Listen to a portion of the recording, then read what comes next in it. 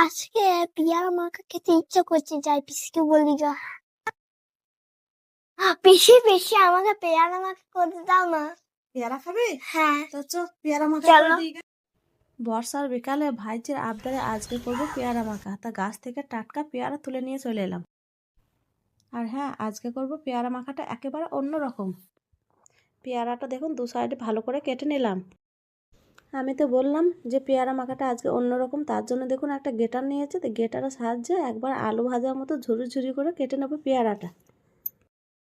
তো পেয়ারাগুলো ভালো করে গ্রেট করা হয়ে গেছে, তো একে একে আমি দিয়ে দেবো মশলাগুলো। প্রথমে দিয়ে দিচ্ছি 1 চামচ জলজিরা, তারপরে দিয়ে দিচ্ছি চাট মশলা, অল্প একটু বিট লবণ, 1/2 চামচ লঙ্কার গুঁড়ো, অল্প একটু চিনি, উপরে একটু সর্ষের তেল ছড়িয়ে দিয়ে ভালো করে মাখিয়ে নিলাম।